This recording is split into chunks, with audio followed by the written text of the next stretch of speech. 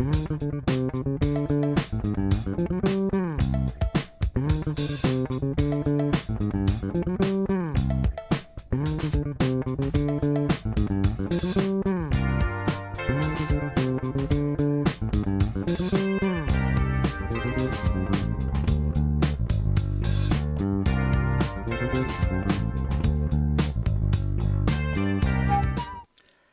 everyone! For the ones of you who don't know me, my name is Zucconi and I'm a lecturer in artificial intelligence and a science communicator.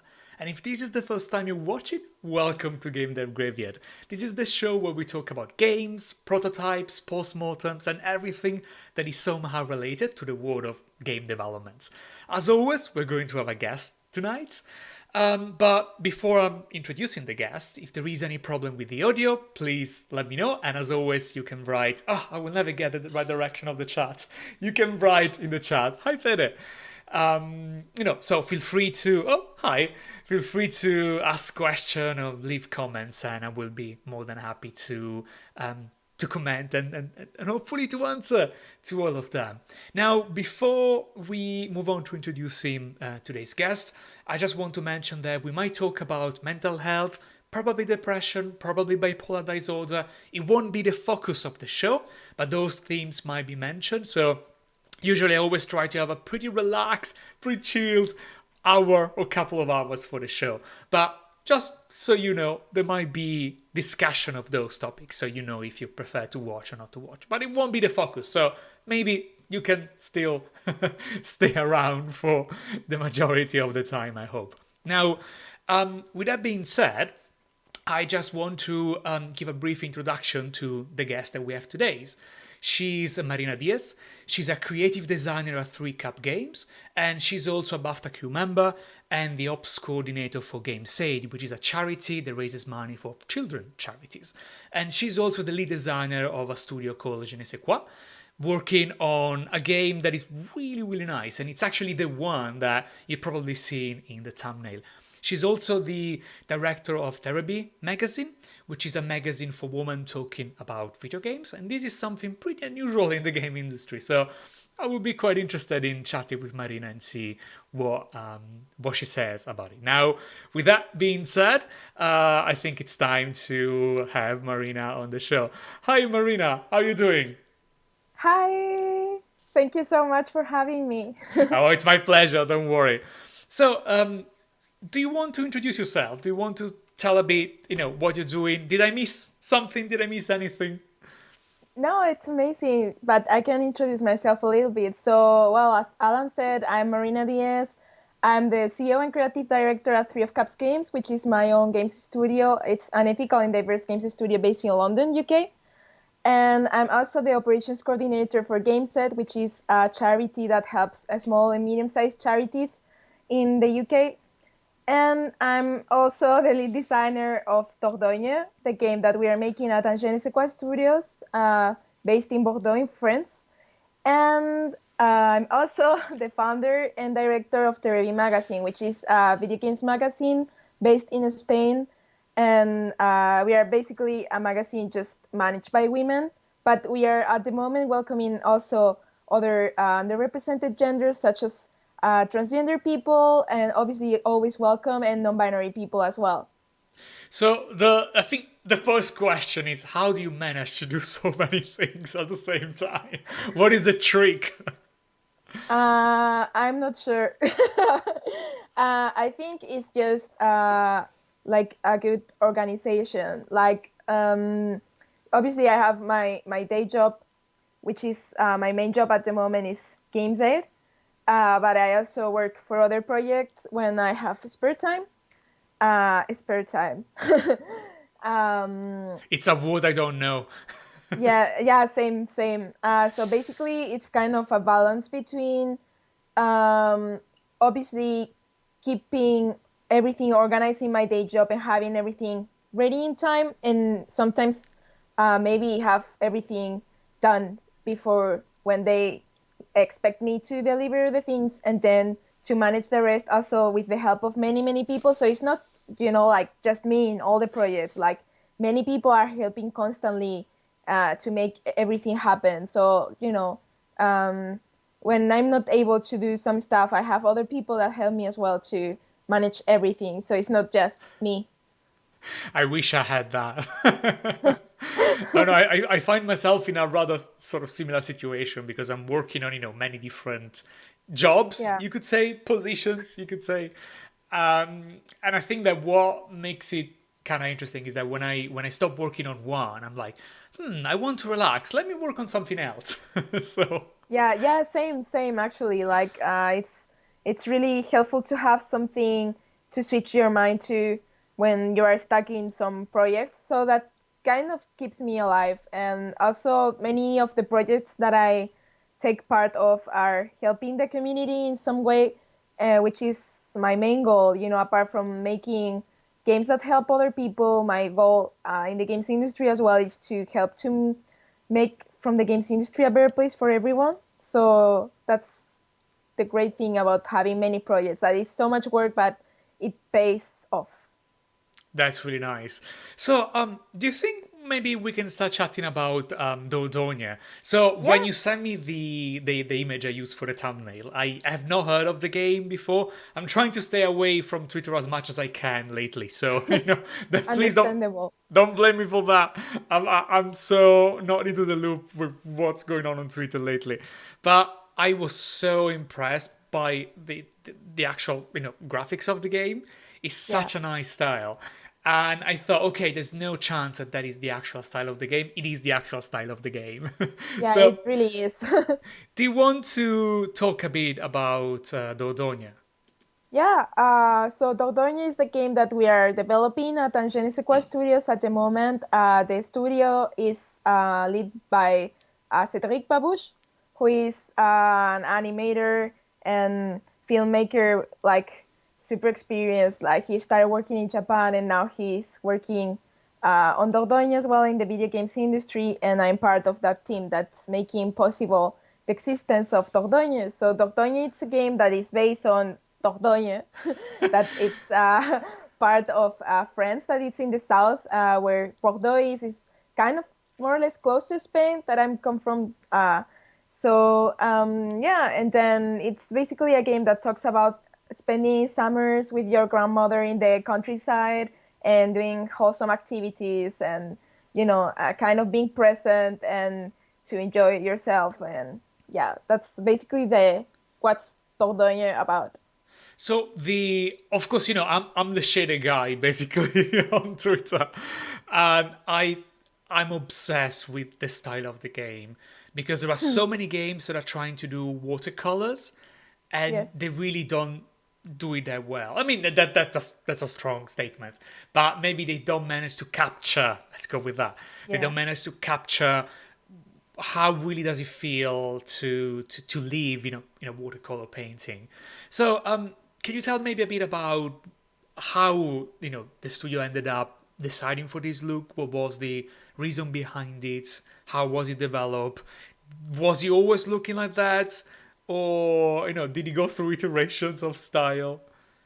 So I think it's obviously I've been working with them since September last year, and like since the very beginning, the art style was that. I think it's because Cedric, who is apart from the CEO of the studio, is the art director, so he's specialized in this art style. So it's all his work, apart from obviously the help of other artists in the team. So it's been always that art style, and that's what they wanted to have since the very beginning. And you ask how it's possible that they are able to reproduce that well watercolor, and it's because it's not reproduced. Actually, all the game is uh, made by hand, so it's all hand drawing, and it's nothing is digital. So it's kind of like if you know the Studio Ghibli in Japan, it's kind of the same technique that they use for making their films. I think this is why it looks so good. There are a lot of shaders that try to replicate the same effect, and there are a lot of post-processing effects that often are applied, to the game when Yeah. they're done. And dev artifacts, they don't necessarily look as real watercolors or as real painting unless they do something really, really heavy. Some get close, but you can see it's a filter, Yeah. so it doesn't really have that good aesthetic. And I've noticed, for example, the shadows are watercolors laid on top. So Mm. I know it's I'm super excited. Yeah, it's very exciting. I don't really know anything else about the game, but I'm very excited about playing it. Probably just moving everything around. Yeah. So wait to see the game design that I'm in charge of that. How did you ended up working on the game in the first place? So actually, this is nice. So the last year I was before I started being part of Gameset, I was looking for a role as a game designer in some studio, but I couldn't find anything. Also, I had like kind of a difficult situation because the last year I finished my master in games design at Brunel University in London. So after that, I needed to find a job because otherwise I needed to go back to Spain to my parents. So I was kind of in a little bit desperate situation because I didn't have much time to try to find something because I was traveling. I think we are going to talk about that later. But last year, basically March and April, I spent all the time in game festivals. I went to UBC, I went to Pirate Jam in Thailand, and also I spent my time in Germany in Amaze in April. So then I moved 3 times house in London, which is kind of like normal to move house so many times in London, but it was very exhausting. So I needed to find a job, and then I found Gameset. And then, but also obviously, I'm apart from operations coordinator at Gameset, I'm a game designer. So I wanted to find something in my spare time that allowed me to kind of commit it to keep practicing my game design skills. So I found je ne sais quoi thanks to my friend Charlene Lebrun, that she's an amazing PR she's based in the UK as well. She's French, and she currently runs her own PR company who is Two Player. And Charlene said to me that there was a studio trying to find a lead game designer for a super nice project, and they were looking for someone that was able to understand and speak and read French. So like one of the things apart from game designer is that I able to speak 6 languages, and one of those is French. So it was kind of like perfect role. So it was a game that was very much related to emotions and feelings and nostalgia, and it was those were topics that obviously I've been trying to specialize myself in the last times on. So it was kind of like the perfect team for me at that point. So that's how I ended up being lead game designer at Dordogne. So let me see if I got it right. So it's Spanish, Italian, Yes, French, English, German. German. German. Oh God, I didn't know you were speaking German. And yeah, and I'm currently also studying Japanese, but obviously I'm in a very basic level. What about C sharp? Well, that's something that my super best friend Fede keeps hunting me with, that I need to keep going with my programming skills. That, to be honest, that's the kind of like the hardest part of being a game designer. I always encourage game designers to know about other fields in the games industry, not only game design, but obviously also programming. It's super important to have some at least basic skills, and that's something that I've been practicing a lot in the last 2 years. So like I wouldn't say that I'm not an expert, but I've kind of like defend myself pretty well. And I think it's kind of interesting because since I started working at LCC at Goldsmith as a lecturer, I've seen so many people that have joined the game industry coming from very diverse backgrounds. Yeah, So, people that were working as maître chocolatier, or people that were working as architects, or costume yeah, designers, or yeah. Actually, you had in the last week Rosa. No, the last week Rosa, right? That she's an amazing game designer, and she's also an architect and yeah, my best friend. So exactly, and it's kind of interesting to see how do you think that being able to speak so many languages has helped you where you are now, not necessarily in opportunities, because as you mentioned, Dordogne was a French game, so knowing French was pretty much Yeah. necessary for that context. But how do you think that he he shaped your mind, if that's a thing? What skills do you think that he gave you? Because in my experience, for example, there's a lot of British culture, for example, that I couldn't understand until I got the language right. And I think the two things goes hand in hand. You cannot really understand a culture if you don't understand the language very well, and probably the other way around. So do you think that all those things give you a different perspective on game design, or did they help you? Yeah, 100%. Like obviously I'm specialized in game design, but I studied in uni Italian and German linguistics and literatures. So like originally I'm an expert on Dante Alighieri, who is an Italian writer, like one of like probably the most famous one. So, like from that to being a game designer is kind of, it seems very different. But actually, I don't think it's that super far away, like studying languages, as you said, allowed me to understand better many cultural things that otherwise I think I wouldn't be able to understand well. Still, I'm kind of like have a pretty high level in Italian, and still it's difficult to understand many things of the culture about, well, like when we are talking about super ancient traditions in Italy, because Italy, you're Italian, so you know very well.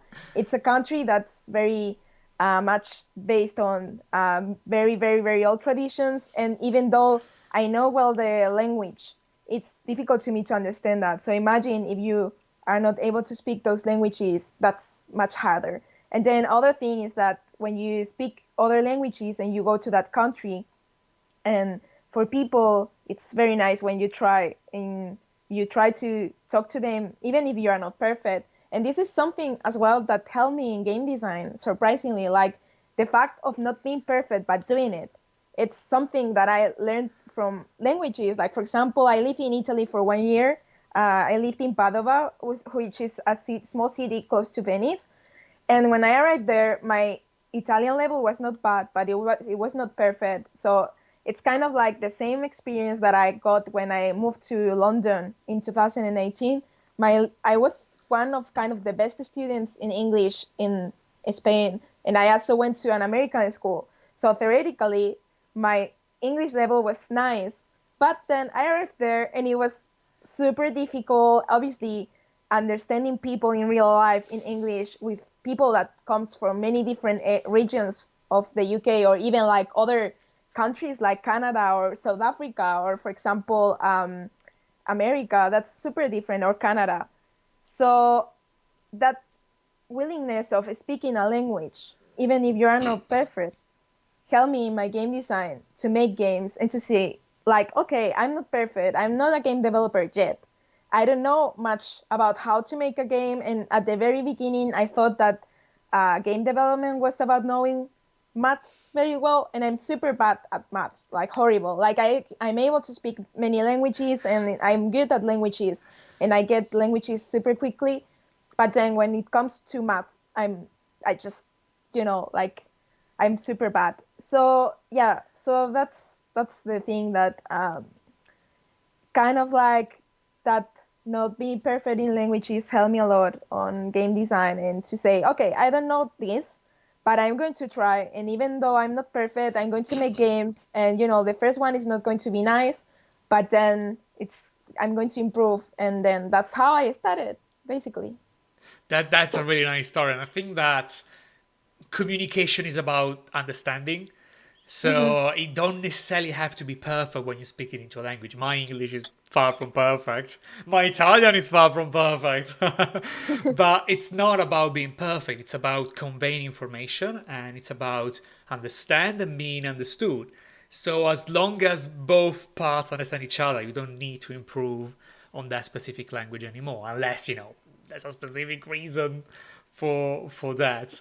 But Yeah, exactly. I think it's kind of interesting, and also communication is a two-way channel. So it's up to you, of course, to say things right, but it's also up to people to make sure that they communicate the level of understanding. So yeah, I think it's Hmm. always, and it's a mechanic that is basically, I think, at the heart of game design as well. So I think this is why it's connected. And Yeah. you mentioned something interesting. You talk about mathematics and the fact that, oh, I'm not good with math, which is something I hear a lot, especially from my students. Um, there has always been this narrative where coding equates to math. So it's like, oh, I can't do coding because I can't do math. And in all fairness, it seems that, from all the research and from all the experience I have, it seems that programming is more related to language Yes. than to math, because effectively, unless you're doing some pretty weird shit at coding, you don't really need math to code most of the time. It's a Mm. logical exercise, yes, but it's a language exercise. You have a syntax, you have a semantic stronger than probably the one you have in math. So maybe knowing language is probably making easier to approach Yeah. coding than math itself. At least, that's my perception. No, no, no. Yeah, like you're totally right. I actually like that's the point that coding, or even if you're not coding, even if you use like more simple softwares like Construct, for example, it's all about logic and it's all about how to tell in their computing language the computer to do stuff. So, that's also how do you build a language. So, it's kind of like it's super related to mm, learning other languages that are not computer related. Awesome. So I'm just going to the comments because apparently we have quite a few. So hopefully we'll have a Oh, chance to go through all of them. So hi Fede, hi Rosa, hi Hamed, hi Bruno, hi Daniel. Hopefully I didn't miss anyone who's sending a comment. So Bruno Batista is saying "Jogo muito bonito." So I hope that was clear. And we have Rosa saying that she would love to hear a bit about the game design of Dordogne. ah. Nice. So should we go to that? Yeah, if you want to chat a bit about the game design, yeah. Okay. Yes, of course. So basically, I can tell a whole lot about what are we doing at the moment because we are under NDA, but I can say a little bit the process that I follow for doing the game design of my games. That's I always follow the kind of like the same process. Obviously, each project has different characteristics later, but I always started the same. So I basically find some game design pillars, and then from that I started researching around that. Like for example, with Dordogne specifically, was lots about emotions, nostalgia, and simplicity because we want to make a game for everyone. So it was very important to have kind of simple language, simple quests, but meaningful and wholesome quests at the same time, and also to find to kind of not too kind, but to evoke emotions in players at the same time, which is something that is difficult. And if you know a little bit of my work, is something that I'm specializing myself on it. Like uh, now, in the last times, I would define myself more as a game designer specialized in emotions and creation of environments. So that's what I do at Dordogne as well. So the rest of the process of Dordogne is going to be like that because obviously we didn't finish the game yet.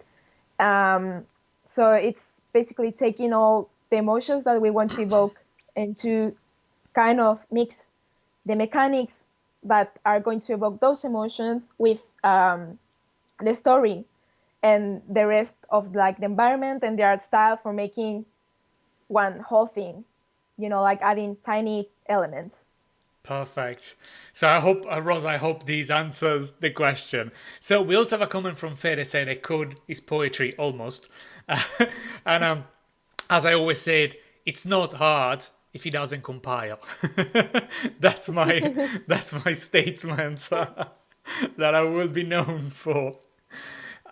So we have a question from Tim asking, what sort of preparation work goes into cultivating the mood of your games? Do you start with music, art, reference, etc.? Uh, yes, I always design with music. Always, always, always, always. Like for me, the music. in the game, apart from like stuff like cameras and lights, are is the most important thing to me. So when I design games, I always use I design all my games in paper first, and I take lots of notes, and I use pens of different colors. That helps a whole lot. And then I always design with the music on, and I listen to different radio stations or Spotify playlists or the music that I like. But normally, what inspires me the most is to find different as I said, different radios. Like at the moment, for example, I listen quite a lot to this radio station from San Francisco called Soma FM, and they have like different tiny radio stations with different vibes, and it's super nice because depending on how I feel or how the mood that I want to put on, I can switch my music. So yeah. Nice. So, I think we've been chatting for a while about Dordogne. So hopefully, we answer all the question and maybe we're ready to move to something else. So, I know that you've also been working as a creative director for Three of Cups, and it's quite a unique studio. Do you want to talk a bit about that?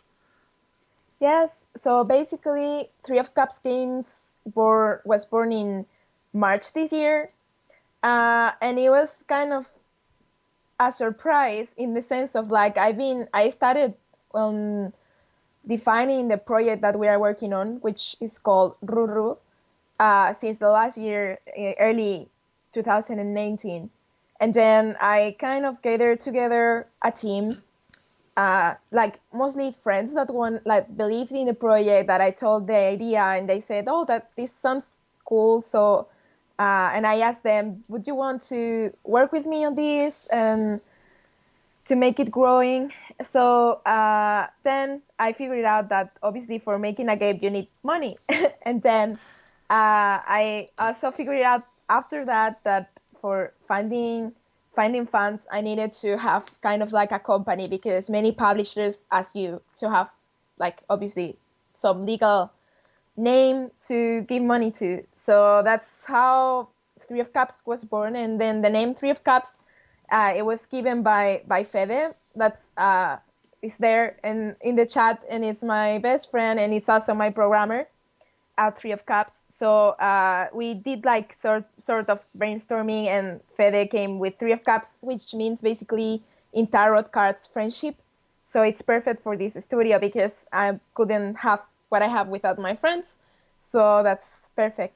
So then, what's the most important thing about the existence of Three of Cups games is that I created this studio because I was tired of game companies that tried to make you crunching, and then game companies that didn't believe in my work, and the game companies that always suspected that maybe I was not very good for working with them.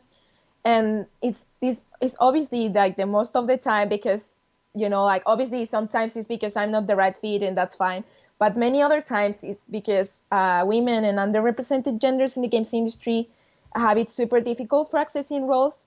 So I created Three of Cups games because I was tired of all of that, and I wanted to give myself a job, and at the same time to be able to make other people grow at the same time with me, and give opportunities to people that maybe have it difficult as well.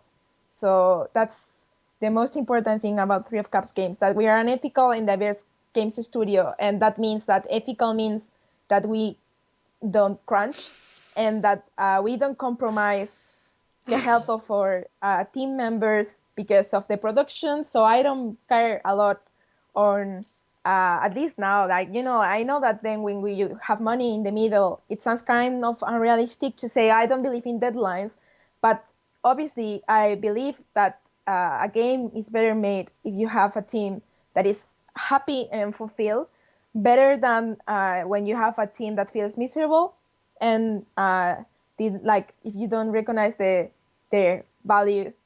So that's, and diverse means as well that we want to have uh, the most diverse teams in all the ways possible, like race, genders, sexual orientations, everything. So we want to work with everyone.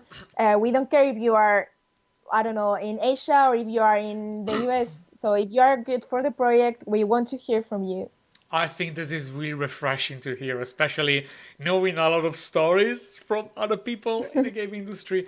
Um, I feel that this kind of perspective on working on games in the game industry today that you mentioned is kind of recurring with a lot of the women I talk to. And a lot, because of that, many women tend to be very proactive about it, tend to be very vocal about it. And I feel that this is something that people don't necessarily always understand. That, for example, Yeah. with the majority of male guests I had so far, the majority of guests I had so far, we talk about issues, but they tended to be more technical issues rather than specific issues they were facing because they were in a certain way or they have certain characteristics. And I think that it makes sense because maybe that's a sort of discrimination, direct or indirect, that they didn't witness themselves or they didn't experience themselves. If you are a woman, if you're an underrepresented groups, an underrepresented gender, then you're more likely to experience those issues. So on top of how complicated a game is, you have the penalty. To talk in gaming terms, you start with fewer points, and it's much harder. So you have an extra challenge that you have to face, and this is effectively that challenge becomes part of the game design process itself. In the same way, getting fund is hard. Getting fund as a woman is much harder. Getting fund as a women-only studio is way, way harder. And it's something that goes deeper than simple discrimination. Because Yeah. if you imagine, even in a in an industry that does not discriminate, for example, women versus men, you might still have this big problem where maybe women were given fewer chances before. So they have, their CV is not as beefy as the one of a man would be. And there are a lot of ways to select men only that do not necessarily include men in the description. For example, if you select people based on the school they go to, or if you select people on the amount of experience they have in previous companies, those things usually select for social, for basically how much money people have, social status, Yeah. and for gender, because you're asking not what they achieved, but you're also asking what they achieve based on the opportunities they have. And I've been having a lot of conversation about bias in hiring environments, in hiring situation, in hiring jobs. And usually, a better policy, a better metric is not to say, "Oh, we want the best people ever," but is, "Okay, this person that didn't achieve as much as this other candidate, but they were from an underrepresented group, which means that their achievement in proportion is probably higher because they're facing much stronger discrimination." So we always have to to hear things in I think relative terms, and I think this is really important, not just as game developers, but also as lecturers and people like you that could potentially hire new candidates. That was my sort of 10 cents Yeah. on the things. Yeah. Yeah, I think it's really important to give access to lots of people to the games industry because that's how we are going to have different games, different experiences, and so much better work environment as well. So we also have a few more questions. So Daniel is asking, how diverse would you say the developer company you work with is, and how do you think it improves the overall game? So I think you probably touch a bit of those aspects, but do you want to add something on that? Uh, is he asking directly about my studio, how much diverse we Yeah, and are? how do you think that the diversity improves the overall game? So basically, now we have one of our members needed to step down because it was busy with other project. So, but basically, until now, we are 70 members. We are one, two, three, four women, one male, one no, two males, and then one of those males is a transgender male, and then we have yeah, that's it. And then we also have people from different countries. I'm from Spain. Fede is from Italy. Then we have Oda that is from Norway. Michelle that is from Canada, but she's also half Vietnamese. And then we also have another member that is I can't disclose her yet, but she is French. And then we have also Dani that is helping us a whole lot, and they is um, Spanish as well. So like the only wish that I have for the team, because we need to keep hiring people for our project for Ruru, is that to find more people of color for our team. So in the next roles, I want to hire Black people and people from other backgrounds, So I hope that we receive tons of profiles from them, but it's very difficult because every single time that I ask for a role on Twitter, that's normally my platform where I can find profiles. Every single time I only receive like 90% males asking for the role. So, like white males. So Why do you yeah. think most of the guests here have been men? Like even sometimes I even receive profiles of people that are like not experts on what I was asking for, like it was just a case of a narrative design role. And I had like a male that asked me if he could just try like the role. It was like like this is not a matter of trying. Like I'm looking for actually a narrative designer, a person that is specialized in that. And that's kind of a behavior that I don't think that it's super common, for example, in underrepresented genders. That's also why we don't have lots of diversity in the games industry, is because in the job specifications, underrepresented genders tend to feel that they don't feel all the points, that they don't feel all the ticks that the job offer says. So they said, oh, this is not for me, so I shouldn't apply. But while males kind of feel more confident, and even though they don't have any of the requirements, they said, oh, I'm going to try and let's see what happens. So that's how, as well, males get into roles I think it's because they I try. think it's connected to something that we were saying probably last week or 2 weeks before. I don't remember. I've lost count of the lives I've done. That if you don't ask, you don't get.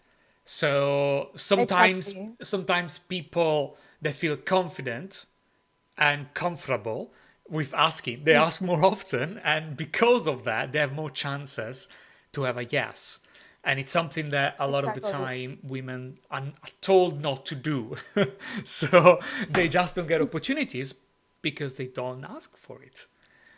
Exactly. That because we many times we have a big imposter syndrome because of all the many times that they said to us that we are not enough. So basically, we don't apply because we don't think that we are going to get it. So it's super difficult to overcome that and to say, I'm going to apply no matter what, and let's see what happens, because you never know. So, but that attitude is very difficult to train. It is something that you need to train very early on, otherwise you're fighting against yourself. So, Daniel, if this can answer your question, maybe I can add something as well. So, as a lecturer, I see hundreds of games being made every year. They're crappy games because the games made in a couple of weeks for a project, for a university project. So, we don't expect them to be amazing. But I can see that the less diverse the group is, the more first person shooters we get. Nothing wrong with that. Nothing wrong with that. But from my perspective, I get a bit bored when I keep saying exactly the same game about exactly the same mechanic. It almost feels like, a cut and paste. Again, there's nothing wrong with that kind of game. It's just that there are a lot of them. While instead, people with different backgrounds, they might bring something different. They might bring Yeah. something about their technical background, something about their personal life, something about their culture, I would have never had a game about Dordogne if it wasn't for someone living there. And now I've seen pictures of the place. It's amazing. Have Google Dordogne, not now when the live is over, and have Yes. a look at that. It's beautiful.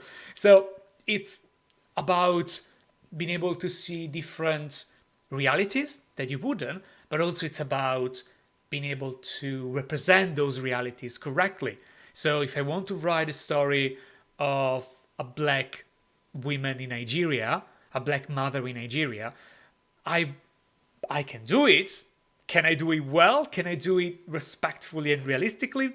I don't think so, because Yeah. those are characteristics that I don't know what struggles are. And the risk is to make a game that talks about a reality in a way that is not respectful of that reality, or that is not representative of that reality. We just have to think about how many movies or games have black characters or women misrepresented, and it's not necessarily well, right? You can often see from how minorities are being represented who wrote the story. Mm. Usually, it's from movies, from games, from books, theater plays. I don't know. It's very easy to see sometimes when the representation is weak and stereotypical. Again, nothing wrong with that if you want to make a game that has a character that is stereotypical. It's perfectly fine if you do it respectfully.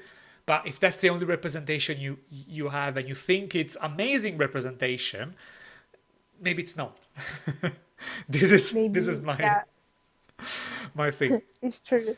We also have a question from Michael. I don't know if probably we've answered bits of those questions while we were ranting, but I love to know how the team was organized. So I think that probably Marina has explained how the team was organized. So, Michael, if we didn't answer your question, let us know if you want to know something more about the studio and how it is organized.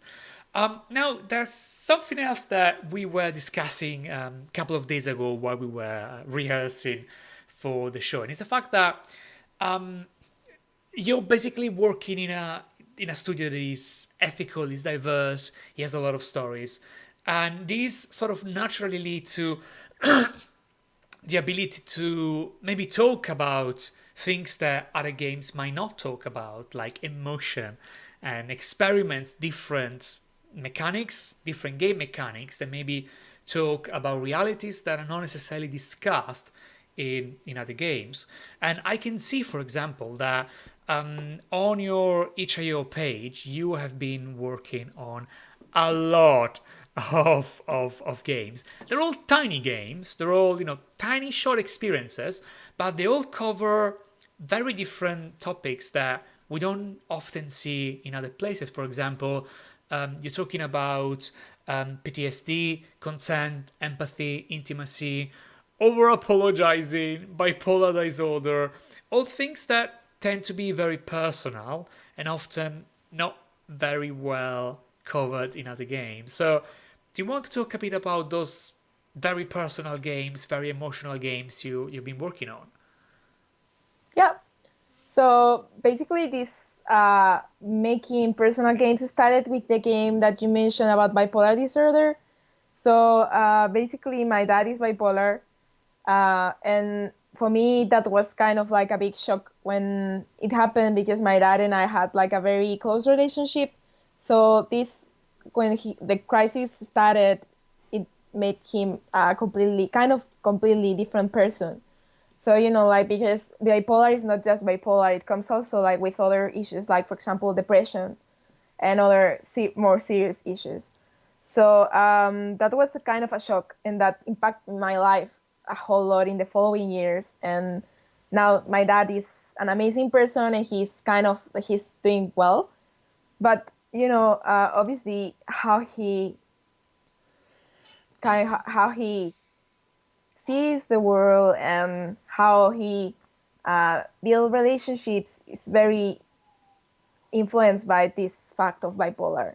So it's at the same time I had in my inside kind of rage against the sickness, and it was something that I was carrying with me all the time. And then one day, I started like I had a dream and I felt super bad because many times I obviously don't feel ashamed of my dad.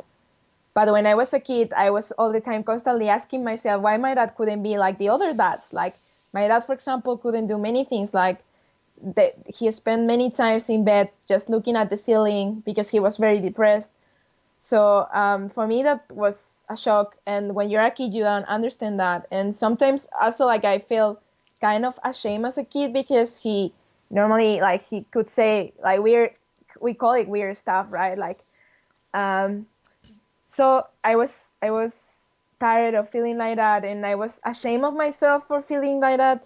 So I said that maybe making a game, so expressing myself how I felt and how this affect myself could change that rage that I had in my inside into kind of transform those bad vibes into something positive, and into something that could help other people that had the same kind of experience, or just wanted maybe to know more about it, or just to live like uh, an empathetic experience that's quite different from what we see normally in games.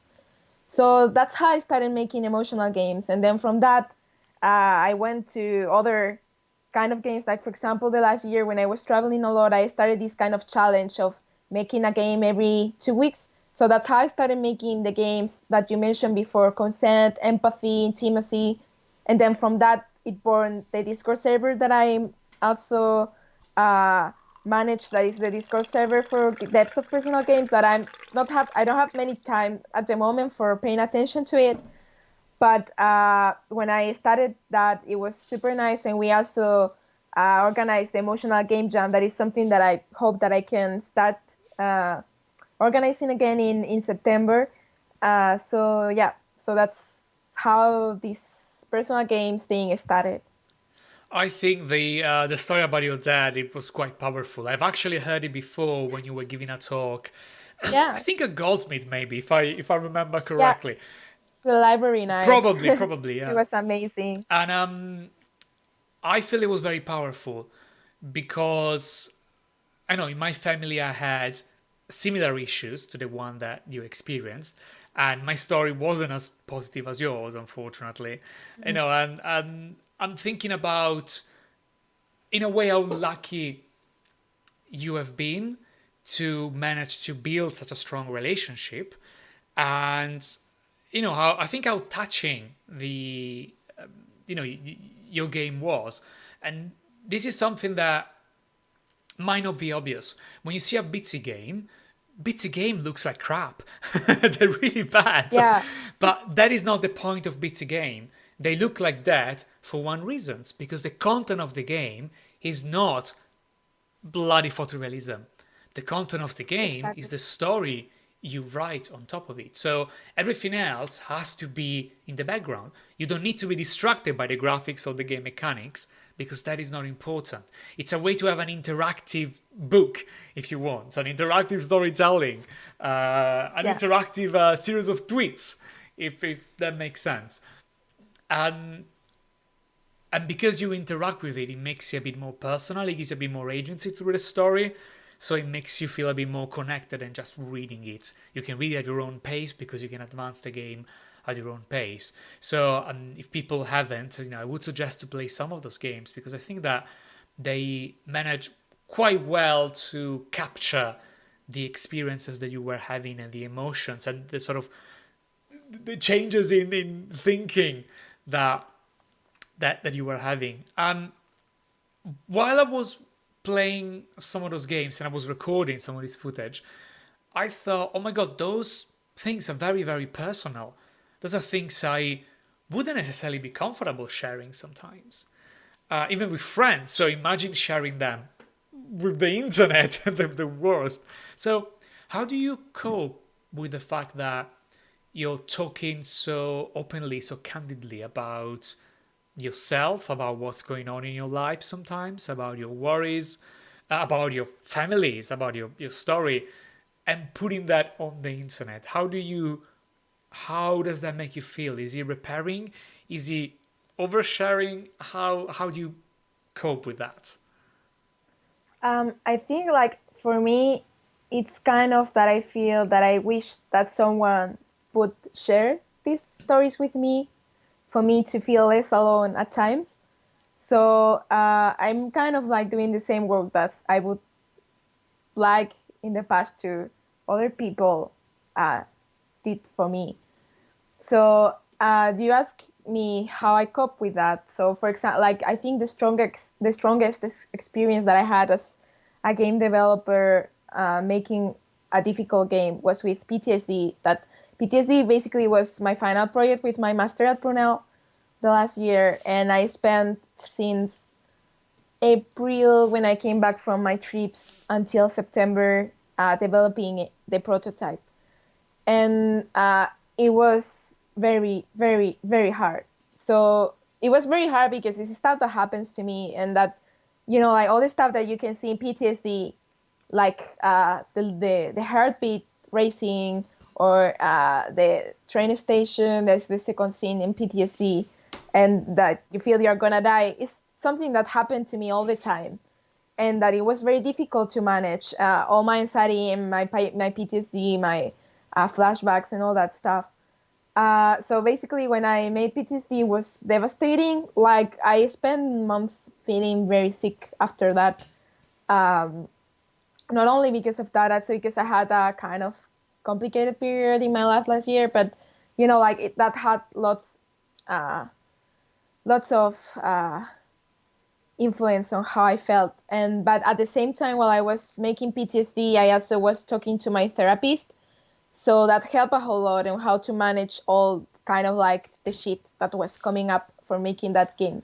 But at the same time, I'm kind of proud of how brave I was to face my fears and my feelings on my PTSD, because I think that may help other people with similar issues to feel less alone and to feel more integrated in kind of like the society. Because many times when you suffer PTSD or other mental health issues, like PTSD is not something that is permanent, but it takes lots of time to heal. And we even though we are making lots of progress towards a society that understands better mental health, we keep having lots of bias against mental health issues, and we still being something that is taboo. So it's like not lots of people would start talking about PTSD, and this is something that I also mentioned at my talks at Ludicious, this festival in Zurich that happened the last week, is that anyone start like starts talking about PTSD, even if they are your friends, anyone going to say to you that, oh, I had bad thoughts today. I was thinking that I wanted to throw myself through the window. So that's things that happen. That it happened to all of us, and it's normal because we have a brain, and the brain works in different ways depending on what needs to accomplish or what needs to protect you from. So bad thoughts happen, and like flashbacks happen to everyone, and like the typical situation that, oh, when I remember that stupid thing that I said 10 years ago, and you stop is feeling super ashamed. Is that because of body has memory? And the more we talk about things that we don't talk normally about, the better, because we normalize things, and we need to normalize mental health. And because all of us, we have mental health, and because without a good head, you can't go anywhere. So that's why I try to be kind of brave. And obviously it's something that I decided to do, but obviously it's not something that must be required to everyone. Like for me it's difficult, but I decided to being a game developer center in emotions and mental health and self-care and stuff. And it's difficult for me, but I wouldn't require from my colleagues to be brave and tell their stories, because this is private and it's a very personal decision that you need to make. I think it's very interesting, and also the fact that so many people do not necessarily believe in mental health. They do not believe it's a real thing, and this often is more of a political stance rather than a clinical one. Let's say, and the Yeah. problem is that those people suffer from mental health issues as well, or at least they can potentially suffer from them. And so there is an entire demographics that is suffering from a lot of issues, but does not access the, I won't say the right tools, but the most the most likely successful tools to treat those issues. And it's such a shame because, especially with stuff like depression, bipolar disorder, there is so much misrepresentation in, for example, in Yeah. movies. Think about, how bipolar people are represented in movies, probably like serial killers, or Yeah, like even I had people that said to me, "But do you actually live with your dad?" it's And it was like, dangerous. "Yes."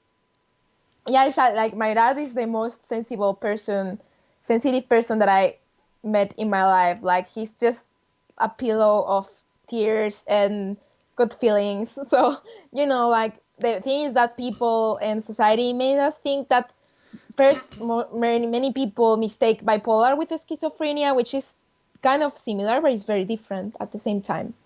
And even though schizophrenic people with a treatment uh, live normal lives, so and they are not psycho killers or anything. Obviously, if my dad stopped taking his medication, he might probably start seeing cats in the ceiling, but I would otherwise, he's love to fine. see that actually. But no, I know what you mean. It's a struggle, and to be honest, I'm glad that there are more games talking about those issues. My only problem maybe is that those type of games, they tend to be very niche, so they tend to be played by people that are already familiar with those kind of problems. With very few exceptions, I think that stuff like Twine and Bitsy, they tend to not spread as much as probably they should. So in terms of how many people played a game about PTSD compare how many people played games about Call of Duty, for example. And I feel that the the part where those games really fail is that they're the Yeah. opposite of Bitsy. Amazing graphics, amazing technology, but do they really understand what does it mean to be a soldier in terms of psychology? This is something that the vast majority of games don't even touch. I think that the game, it probably is not super. I can tell because obviously I never been in war, but kind of like I felt very emotional with Metal Gear Solid 5 by Hideo Kojima. I think like how they represented like the flashbacks and all that stuff was kind like very powerful. I don't know if it's actually what a soldier would feel after being in war, but it was very emotional and powerful, and at least you could see that the characters had kind of work around mental health and their personalities as well. I think that one game that probably gets very close on merging those two aspects, the sort of fighting aspects and the psychological aspect. For example, if The Last of Us, I think he does it very well. I haven't played it. I've watched videos. I'm not. It's not the kind of game I can play without suffering. Jump scares are not for me. I'm sorry. I'm too old for that. Yeah, My same. heart is not strong enough for jump scares. But I feel he does it relatively well because it doesn't just show, "Oh, let's kill the zombies." It's more an exploration of how damaging these can be for someone. And even so, I think that even people claim that The Last of Us is very grim. I think it's not grim enough for the reality people live in. I think it should have been even more even darker for what people are witnessing and for the horrors that they they're basically living every day. But I like dark games more than jump scares. But at least that's my perspective. But speaking of apocalypse and stuff like that, I know that you were supposed to go on a lot of trips this year, and Yes. unfortunately you're not. How is that working for you? Well, I think now I feel better, but at the beginning was very sad. Like above all, like I was supposed to go this year again to GDC, in San Francisco, and it was like it was something that I've been waiting for so long. It was that it's the occasion that I have for meeting lots of friends that otherwise I can meet the rest of the year normally when I'm able to travel. And there was so much planned already. There was so many interesting events, so many cool talks that I wanted to attend. I also was into panels myself, and then like all the work that I put in my talks as well, because for those talks I've been working on them since the last year in August, when the submissions for GDC take place normally, until when it happens in March. So that's lots of months of work, and when you are in a panel with other people, you also need to synchronize a little bit. So it's not just like my work; it's also the work of many other people.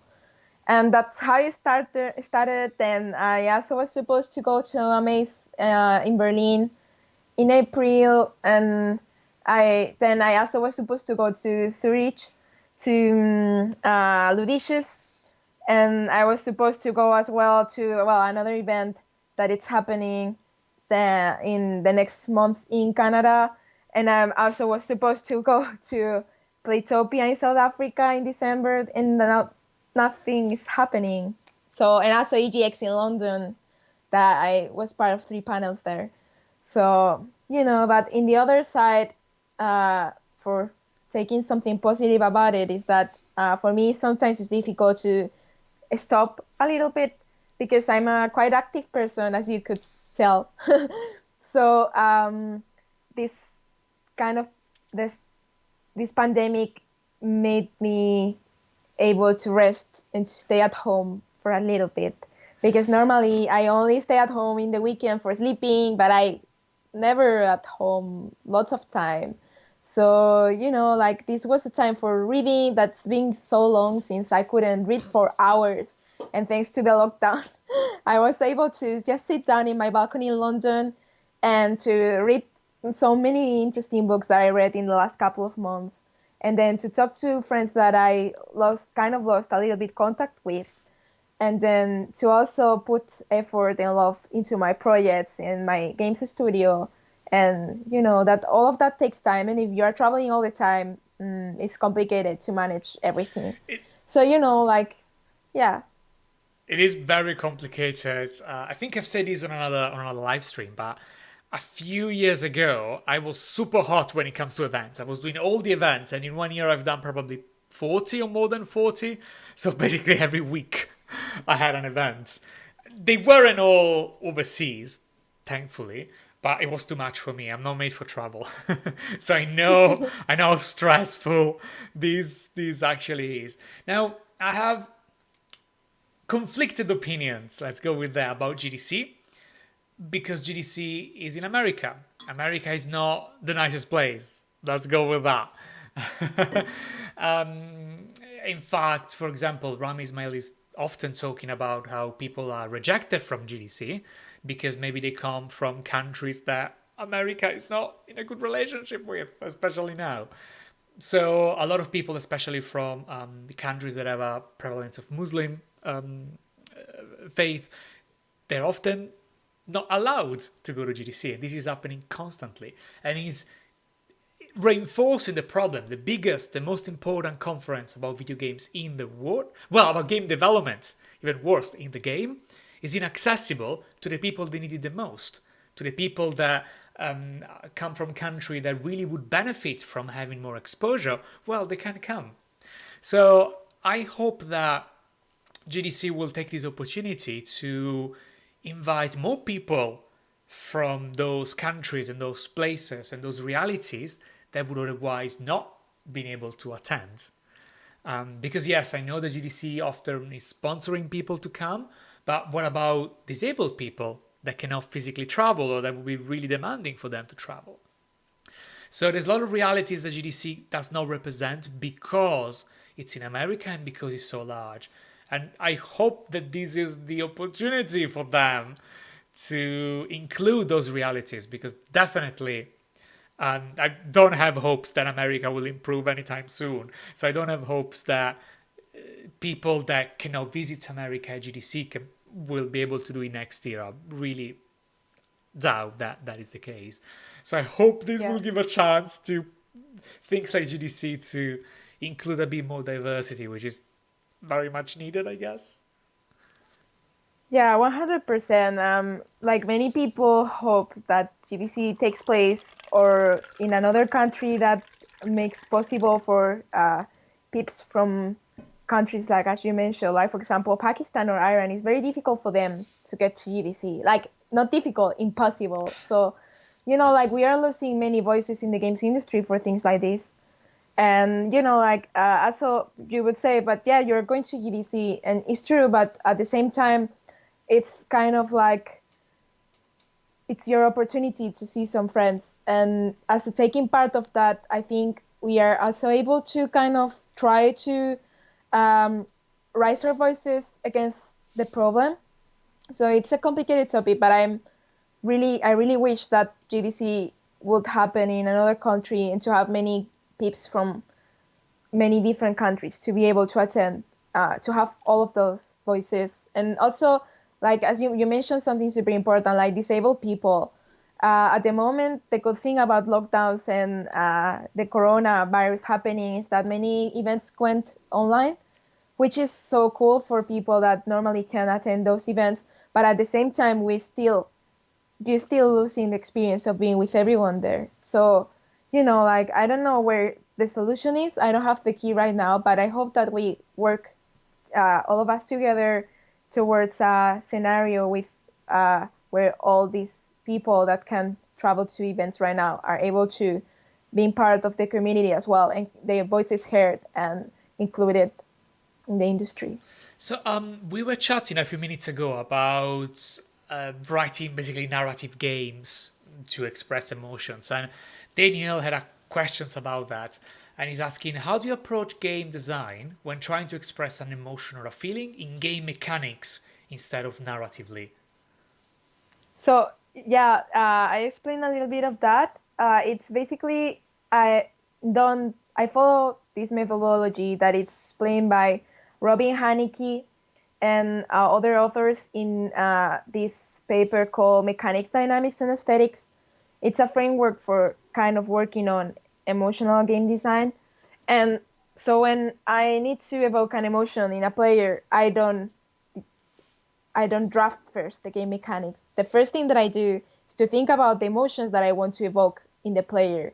And then once that I have that very clear, I start drafting the game mechanics. Because otherwise, all the way around is very complicated. Like, for example, if you have the mechanic of jumping, how are you going to, like from that for me or with my brain or how I understand game design, that methodology was super difficult for me.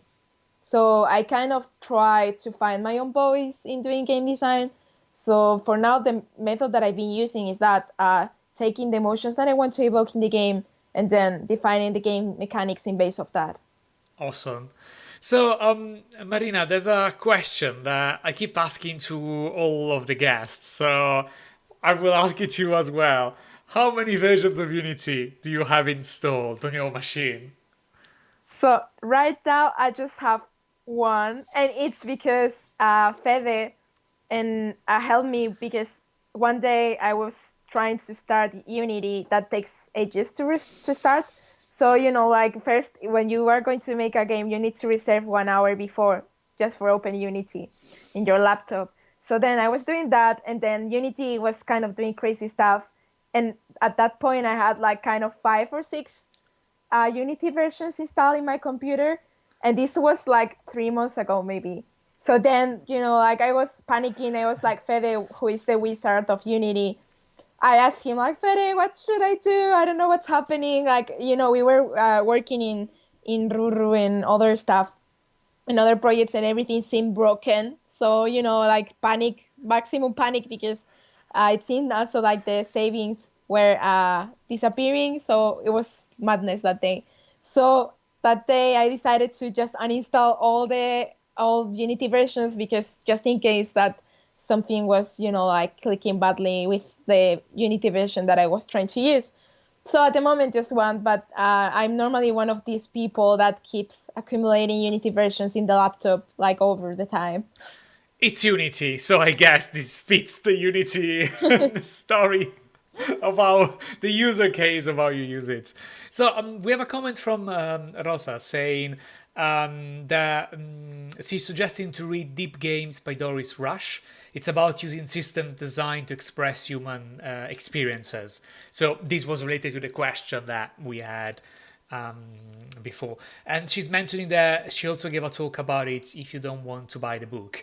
Rosa, if you want, send me the link and hopefully we can find it. She said to Actually, search free play Rosa Carbo Mascarello on YouTube.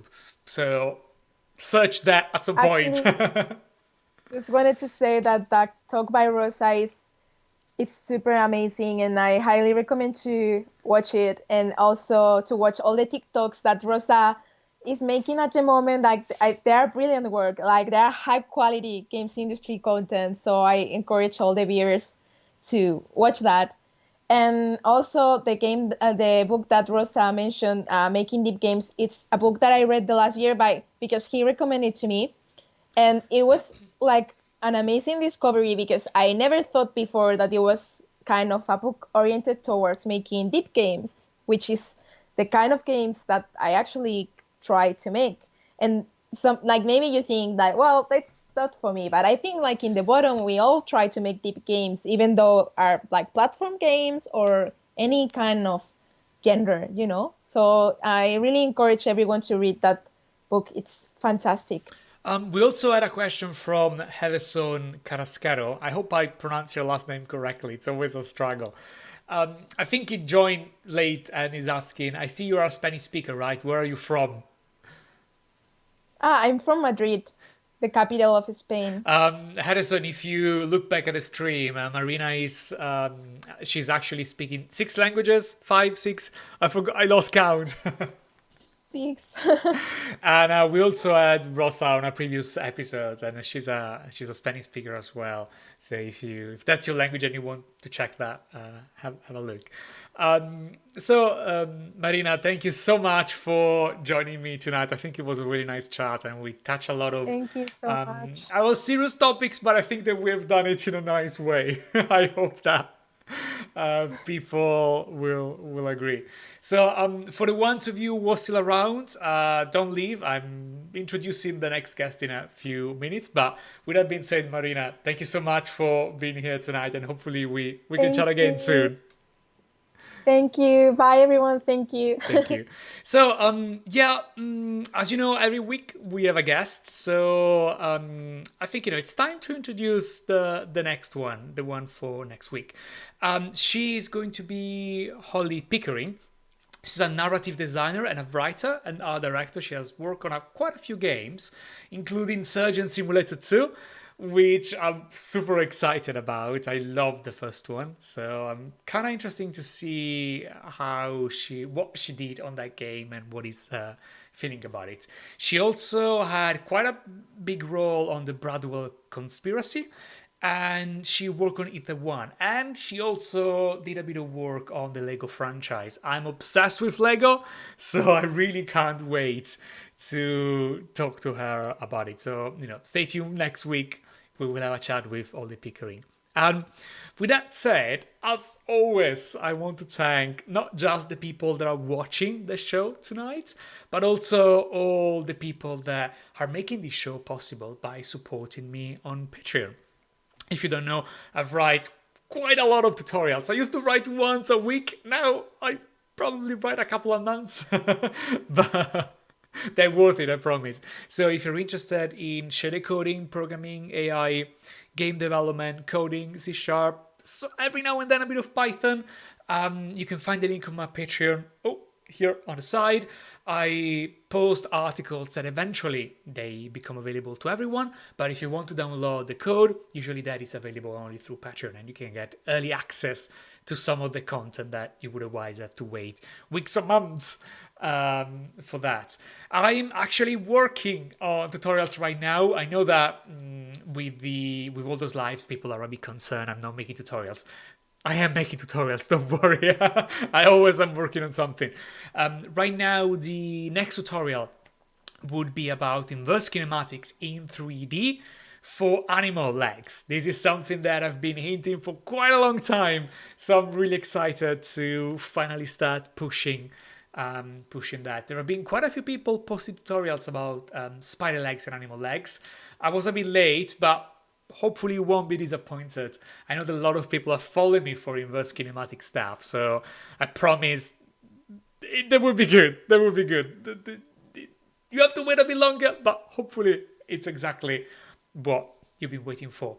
Now, with that being said, thank you again to all the people watching and to all the people supporting me, and I hope to see you next time. Thank you so much.